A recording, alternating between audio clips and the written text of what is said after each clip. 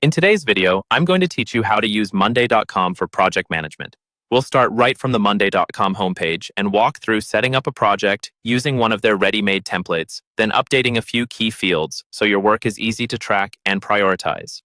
Once you're on the Monday.com home screen and logged into your workspace, look toward the main area where you can create a new board. You'll usually see an option to add or create a project or board. Instead of building everything from scratch, we're going to use one of Monday's templates, which saves a lot of time and gives you a solid structure to start from. Click the option that lets you start with a template. This opens the Template Center, where you can browse different layouts for things like marketing, product development, sales pipelines, and more. At the top, there's a search bar. Click into that search field and type in the keyword shown on your screen, matching the template name used in this guide. Using the search bar is much faster than scrolling through everything. You'll now see a list of templates that match your search. Click on the highlighted template from the results. This will open a preview so you can see how the board is structured, the groups, columns, and example items. When you're ready to use it in your own workspace, click the Use Template button. Monday.com will then create a new board based on that layout and add it to your account.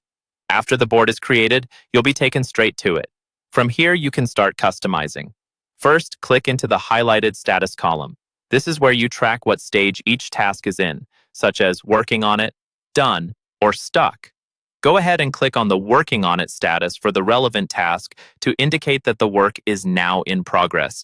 Keeping these statuses updated helps your whole team understand what's moving and what's blocked at a glance.